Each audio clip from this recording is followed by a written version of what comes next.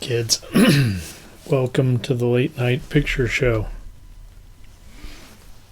I'm your host, Merce. I can't speak tonight.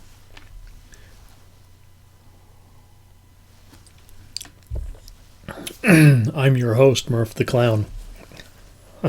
Tonight, we got tales of from the grave, or from the tomb. There's a theme. So, hang on. So, I had a little bit too much last night, and so I'm drinking Ricard with water to hydrate myself. I don't know what's going on with my voice. I'll try to talk louder so that I don't fade out on you. Our first movie tonight. Oh, yeah, that's in Spanish there. El espanto surge de la tumba.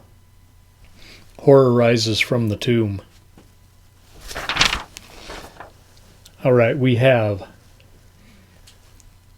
Paul Naschy.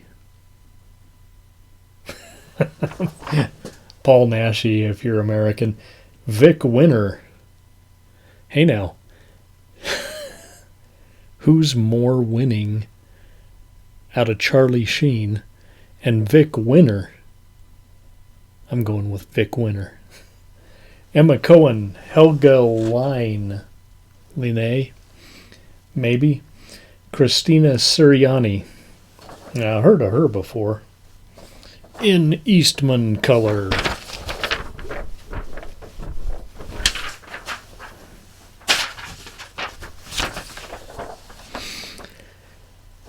Look at this. I wrote a freaking novel on this one. What the hell was wrong with me? Okay. Horror rises from the tomb. We better get started to get through it. 1972 Pro Films essay. Director Carlos Ared. Ared? Okay. Back in 15-something or other, a satanic French knight and his mistress are brutally executed on the shores of a lake. She is tortured and killed, while he is beheaded and his head and body buried in different locations. So we don't want him getting back together now. But not before he curses his executors and their descendants. Remember what Bailey J. said, have that curse ready. When you're going to croak, have your curse ready. Okay. Roll introductory credits. And all of a sudden it's 1972. A rich guy, Hugo, has come to fetch his artist friend, Maurice, who has been troubled of late with a haunting vision of a man with dark eyes. They join up with Hugo's girl, Sylvia, and Paula, maybe, who is Maurice's long-distance love from Germany. So probably not Paula if she's German. Over glasses of Ricard, kind of like this one. You're supposed to have this before dinner, but I just wanted something that was heavy on the liquid and not cold. It's 10 degrees outside. What the fuck? Anyway, over glasses of Ricard, they decide to take part in a seance with another couple. Maurice being the lone holdout, or maybe the smart one. At the seance, the dead knight speaks to them and reaffirms the curse. The festivities end with Hugo nearly getting clocked by a candelabra. Ever the skeptic, he tries to figure out the tricks. Kind of like me, that's what I'd be doing. But eventually decides they should all go to his ancestral home in the country. We'll be safe there, out in the middle of nowhere.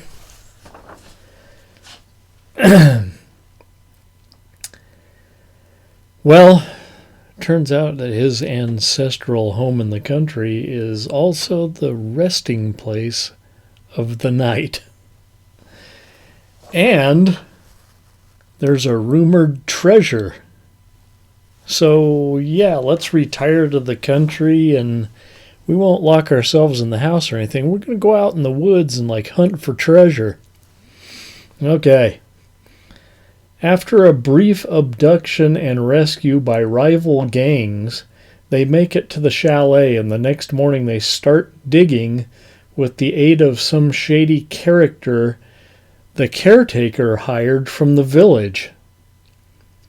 Maurice is drawn to the treasure with his sensitivity, his artistic sensitivity. That I'm an artist, a little bit of an artist myself, so, that artistic sensitivity helps you find treasure too. They unearth a small chest. During the night, however, the shady villager and his friends return and steal the chest, killing the caretaker in the process. The chest is taken to the tomb, where the head it contains is reunited with the body of the knight. And he and his mistress, don't ask me about the science there. He and his mistress are resurrected. First order of business? Well, kill the guy that brought you back to life. Right? Then go up to the house and kill one of the caretaker's hot todders. Soon, Paula and Maurice are both under the knight's spell. Meanwhile, behind Sylvia's back, Hugo consoles the other daughter of the caretaker, and her name's Elvira of all things. This turns out to be good timing, as Sylvia is the next victim. Tough luck, Sylvia. Hugo and Elvira find themselves alone in the chalet, with only an old necklace from the well to protect them. As somehow they figured out this necklace wards off the knight. The prior victims return as zombies, but Hugo fights them off. Then Maurice returns, seemingly normal, and he and Hugo go down to the lake where Maurice picks up the shotgun and dispatches Hugo, who laughably falls on a tree stump to die. One touch of the necklace and Maurice is his old self again. He and Elvira team up to kill the knight and send him back to the other side. And it's a pretty far-fetched but exciting ending. And yeah, spoiler alert, only one of them makes it out alive. Don't ask me who. Okay. It's a pretty interesting film, atmospheric and European, yet surprisingly modest for Eurotrash. I don't know if this was cut specifically for America. The copy I have could be like the American drive-in theater cut, so they had to like cut out all the titties so teenagers don't see titties in the house behind the drive-in.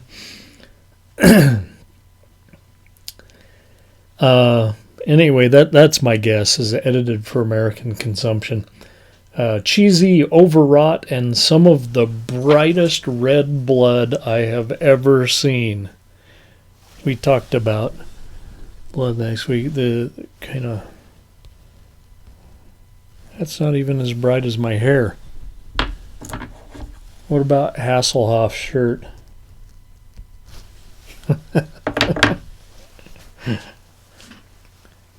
As bright as Patricia Arquette's lipstick in my dream.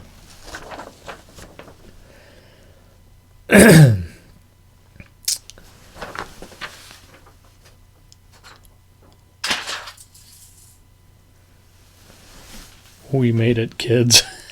And I'm giving this one a 3. It's a 3-ring circus. Tonight on Feature 1, Horror Rises from the Tomb.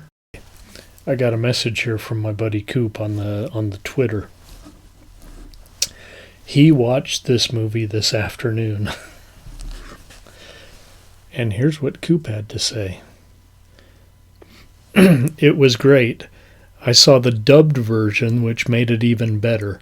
Now, I don't remember if the version I have is dubbed or not. Perfect lighting and use of colors through the film. Excellent FX makeup for the time, and had all the 3 B's. Beast, blood, and boobs. So obviously I was gypped and got this like watered down version because Coop saw boobs.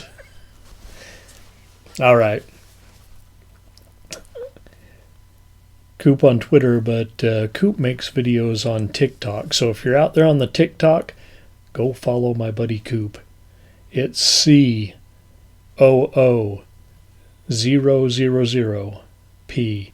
That's 2 O's and 3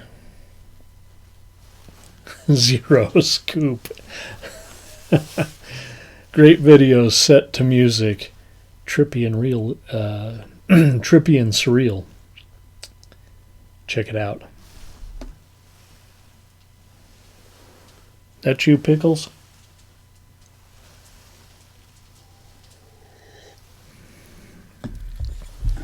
Come here.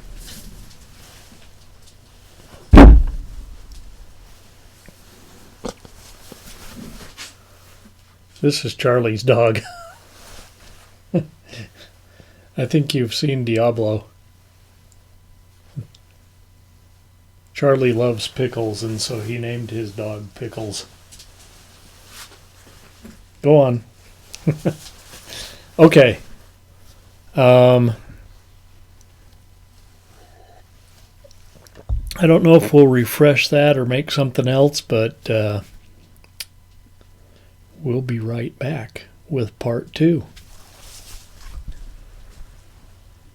See you in a few minutes.